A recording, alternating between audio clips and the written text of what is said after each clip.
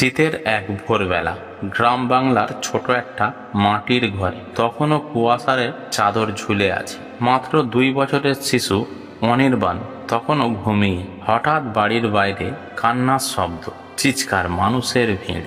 অনির্বাণের মা মল্লিকা ছুটে গিয়ে দেখলেন স্বামী রতন আর নেই। হঠাৎ হৃদরোগে আক্রান্ত হয়ে তিনি মাটিতে লুটিয়ে পড়েছেন। রতন ছিলেন গ্রামের একজন সাধারণ কৃষক, সৎ এবং পরিশ্রমিক মানুষ।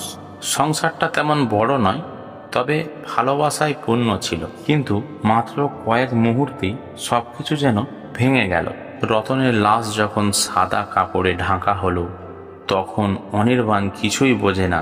সে কেবল ফ্যাল ফ্যাল করে তাকিয়ে থাকে। সবাই বলছে ওর বাবা চলে গেল, এবার এই শিশুটা কিভাবে মানুষ হবে? মল্লিকার বুকের ভিতরে তখন অজস্র প্রশ্ন, অজস্র শূন্যতা। তিনি মনে মনে প্রতিজ্ঞা করেন, যেভাবেই হোক আমি আমার ছেলেকে বড় করব। বাবার অভাব সে টের পাবে না। কিন্তু জীবন তো শুধু প্রতিজ্ঞাই চলে না, জীবন চালাতে গেলে টাকা লাগে। সংসার চালানোর জন্য তাকে কাজ করতে হয়। কখনো অন্যের বাড়িতে সেলাই, কখনো ধান কাটা, আবার কখনো গ্রামে ছোট ছোট টিউশন। শিশু অনির্বাণ মায়ের আঁচল ধরে আস্তে আস্তে বড় হতে থাকে। বাবার ছবি তার কাছে কেবল ফ্রেমবন্দি একটি মুখ। অনেক সময় কেটে গেল। অনির্বাণ তখন প্রায় 3 বছরের ছেলে। গ্রামবাসীরা মল্লিকাকে নিয়ে নানা ধরনের কথা বলতে শুরু করলো। এত কম বয়সে বিধবা হয়ে গেল মেয়েটা, একা থাকবে কিভাবে? কেউ কেউ আবার সহানুভূতিও দেখাতো। বেশিরভাগ মানুষই আবার বলতে লাগলো এইভাবে মেয়েদের রাখা উচিত নয়। মল্লিকার বাবা মাও বিয়ের জন্য মল্লিকাকে চাপ দিতে লাগলো। অবশেষে সমাজ ও পরিবারের চাপে মল্লিকাকে আবার বিয়ে করতে হলো। নতুন স্বামী গিয়াসউদ্দিন, পাশের গ্রামের বাসিন্দা। গিয়াসউদ্দিন শর্ত দিল, বিয়ে করলে ছেলেটাকে মানে অনির্বাণকে আমি নিতে পারবো না।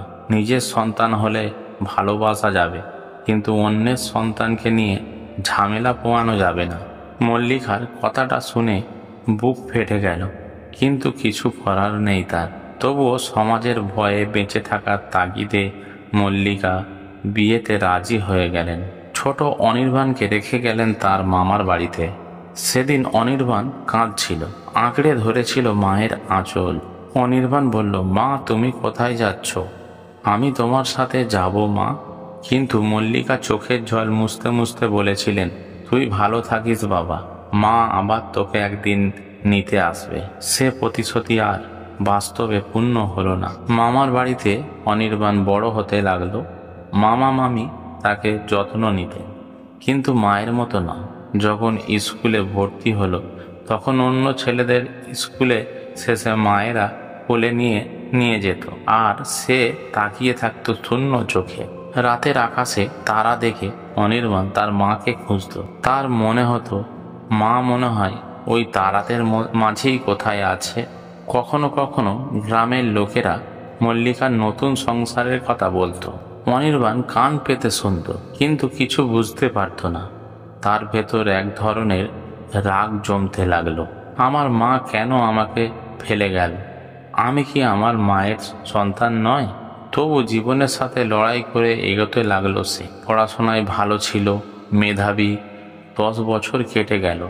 তখন অনির্বাণ প্রায় 12 বছরের কিশোর, 8ম শ্রেণীতে পড়ে। মামা মামি চেয়েছিলেন তাকে বড় মানুষ করতে, তাই শহরের একটি ভালো স্কুলে ভর্তি করেছিলেন। অনির্বাণের ভিতরে মায়ের জন্য অদ্ভুত একটা শূন্যতা ছিল।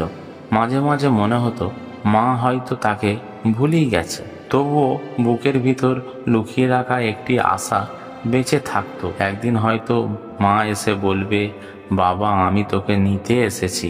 অন্যদিকে মল্লিকা তখনও নতুন সংসারে ব্যস্ত। গিয়াসউদ্দিনের সাথে তার 2টি সন্তান হয়েছে। সংসারের চাপ, নতুন সম্পর্ক, সব মিলিয়ে পুরনো জীবনের সাথে দূরত্ব তৈরি হয়েছিল। তবে গভীর রাতে যখন সবাই চুপচাপ, তখন বুক ফেটে কান্না আসতো। ছেলেকে মনে পড়তো। একদিন শহরের এক হাসপাতালে জরুরি অবস্থা। মল্লিকা সেখানে ছিলেন, কারণ তার স্বামীর ছোট ভাই অসুস্থ হয়ে ভর্তি হয়েছিল। হঠাৎ ডাক্তার এসে বললেন, রোগীর অবস্থা খুব খারাপ, এখনই রক্তর দরকার, বি পজিটিভ। কিন্তু পরিবারের কারোর সাথে রক্ত মিলল না। আতঙ্কে সবাই দৌড়দৌড়ি করছে। ঠিক তখনই হসপিটালের করিডোরে দাঁড়িয়েছিল অনির্বাণ। তার এক সহপাঠীর বাবা দুর্ঘটনায় পড়ায় সে দেখতে এসেছিল। ডাক্তারি ঘোষণা শুনে এগিয়ে গেল। স্যার, আমার রক্ত বি পজিটিভ, আমি দিতে পারবো? ডাক্তারবাবু তৎক্ষণাৎ তাকে নিয়ে গেলেন। রক্ত নেওয়ার পর পাশের কক্ষে যখন অনির্বাণ বসেছিল, তখনই মল্লিকা ছুটে এলেন। তিনি হাত জোড় করে বললেন, বাবা, তুমি না থাকলে আমার আত্মীয়কে আজ বাঁচানো যেত না। অনির্বাণ কিছুটা অবাক হলো। এই অচেনা মহিলাটার চোখে যেন অদ্ভুত ভালোবাসার ঝিলিক। তা যেন কোথাও দেখেছি, কিন্তু সে চিনতে পারল না। মল্লিকা তাকিয়ে দেখলেন ছেলেটির চোখে ভয়ানক একটি পরিচিতির ছায়া। বুকের ভেতরে কেমন ধড়াস করে উঠল। মনে হলো এ চোখ তো আমার ছেলের মতো, কিন্তু সাহস করে কিছু বলতে পারল না, কারণ এই 10 বছরের সম্পর্কটা এতটাই দূরে চলে গেছে যে মুখ খুলতে গিয়ে গলা আটকে যাচ্ছে। দিন কয়েক পর হাসপাতাল থেকে ছাড়া পেলে রোগী। মল্লিকা বারবার খুঁজছিল ছেলেটিকে, যে রক্ত দিয়ে বাঁচিয়েছিল। অবশেষে একদিন করিডোরে দেখা পেলেন। মল্লিকা তখন আগিয়ে এসে বললেন, বাবা, তোমার নাম কি? অনির্বাণ তখন বললেন, আমার নাম অনির্বাণ। শুনে মল্লিকার বুক কেঁপে উঠল, যেন পায়ের মাটি সরে গেল, আসমান জমিন এক হয়ে গেল। এ নাম তো আমিই রেখেছিলাম। রতনের মৃত্যুর পর জীবনের আলো টিকিয়ে রাখার প্রতীক হিসাবে নামটা আমিই রেখেছিলাম। কিন্তু অনির্বাণ তখনও কিছুই জানে না। সে ভদ্রভাবে বলল, আপনি চিনতে পারছেন না বুঝি? আমি সেদিন রক্ত দিয়েছিলাম। মল্লিকা তখন কাঁপা গলায় বললেন, চিনি বাবা, তোমায় খুব ভালো করে চিনি। অনির্বাণ একটু অবাক হয়ে বললেন, কিন্তু আপনি তো আমাকে আগে কখনো দেখেননি। মল্লিকা চোখ নামিয়ে নিলেন, গলায় কথা আটকে গেল। এই ছেলেই তো আমার রক্তের সম্পর্ক, আমার সন্তান। কিন্তু তিনি কিছু বললেন না, শুধু মৃদু হাসি দিয়ে চলে গেলেন। এরপর থেকে মল্লিকার অজুহাত বের করে অনির্বাণের সাথে দেখা করা শুরু হলো। কখনো খাবার এনে দিচ্ছিল, কখনো বই কিনে দিচ্ছিল। অনির্বাণ ভাবছিল, এই মহিলা কেন আমার প্রতি এতটা অনুভব করছে? কে তিনি? ভিতর ভিতর অনির্বাণেরও মনে হচ্ছিল এ মহিলার সাথে তার এক অদ্ভুত সম্পর্ক আছে। শহরের হাসপাতালে সেই দিনটার পর অনির্বাণের জীবনে এক অদ্ভুত পরিবর্তন এলো। মল্লিকার নামের ওই মহিলার সাথে দেখা হলেই তার বুকের ভেতর কেমন যেন অচেনা একটা উষ্ণতা জন্ম নিত। অথচ সে বুঝতে পারত না কেন এমন হয়। একদিন অনির্বাণ সাহস করে জিজ্ঞেস করল, কাকিমা, আপনি আমার জন্য এত কিছু করছেন কেন? আপনি তো আমাকে চেনেনও না। মল্লিকা কিছুক্ষণ চুপ থেকে উত্তর দিলেন, সব সম্পর্ক রক্তের মাধ্যমে হয় না বাবা, কিছু সম্পর্ক হৃদয়ের টানেও হয়। কথাটা শুনে অনির্বাণ থমকে গেল। হ্যাঁ, এ কথাটা অদ্ভুত হলেও সত্যি মনে হলো তার কাছে। কয়েক মাস পরে হঠাৎ খবর এলো মল্লিকা গুরুতর অসুস্থ হয়ে হসপিটালে ভর্তি। তার শরীরে তীব্র রক্তক্ষরণ ধরা পড়েছে আর জরুরি বিভাগে রক্তর প্রয়োজন। ডাক্তাররা বলেছে, যদি আজ রাতের মধ্যে রক্তের মিল না পাওয়া যায়, রোগীর অবস্থা খুবই খারাপ হবে। মল্লিকার স্বামী ও সন্তানরা রক্ত দিতে পারল না। সবাই উৎকণ্ঠায় দৌড়াদৌড়ি করছে। ঠিক তখনই খবর পেয়ে অনির্বাণ সে ছুটে এলো হসপিটালে। ডাক্তাররা রক্ত পরীক্ষা করে বললেন, তোমার রক্ত বি পজিটিভ, একেবারে মিল আছে। অনির্বাণ তৎক্ষণাৎ রাজি হয়ে গেল। স্যার, আমার রক্ত নিন, আমি রক্ত দিতে প্রস্তুত। রক্ত দেওয়ার পর অনির্বাণ ক্লান্ত শরীরে বিছানায় শুয়েছিল। পাশের কক্ষে শুয়েছিল মল্লিকা। ধীরে ধীরে জ্ঞান ফিরল তার। চোখ খুলতেই দেখলেন কাঁচের জানালার ওপারে দাঁড়িয়ে আছে অনির্বাণ। হঠাৎ তার বুক কেঁপে উঠল। মনে পড়ল 10 বছর আগের সেই দৃশ্য। ছোট ছেলে আঁচল ধরে কাঁদছে আর তিনি তাকে ছেড়ে যাচ্ছেন। চোখের জল থামাতে পারছেন না। মল্লিকা ডাক্তারবাবুকে জিজ্ঞাসা করলেন, আমাকে কে রক্ত দিল, তার নাম কি? ডাক্তারবাবু উত্তর দিলেন, অনির্বাণ। খুব সাহসী ছেলে। নামটা শুনে বুকের ভেতর চাপা কান্না। তিনি বিছানা ছেড়ে উঠে এসে অনির্বাণের হাত ধরে বললেন, বাবা, আমার প্রাণ বাঁচালি তুই। জানিস আমি কে? অনির্বাণ অবাক হয়ে তাকালো। কে আপনি?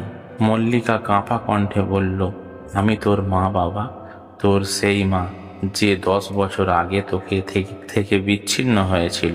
কথাটা শুনে অনির্বাণের বুকের ভিতর যেন বজ্রপাত হলো।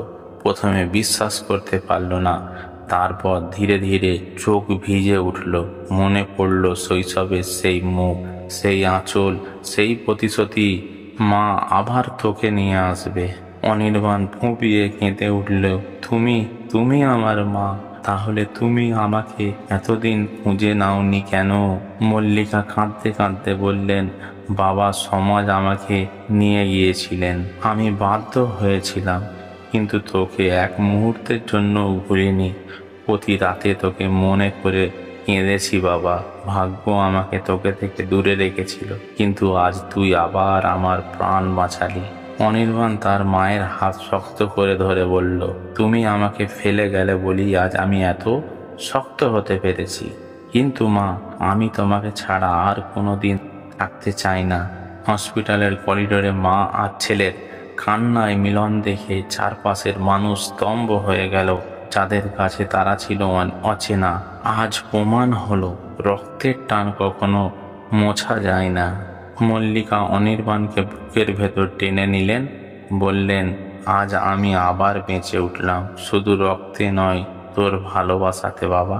অনির্বাণ চোখে জল মুছে হাসল, মা, এবার আর কখনো তুমি আমাকে ছেড়ে যেও না। হসপিটালের জানালা দিয়ে ভোরের আলো ঢুকছিল। আকাশে নতুন দিনের সূচনা হলো। মা আর ছেলে আবার এক হলো, যেন জীবন তাদের দ্বিতীয়বার সুযোগ দিল।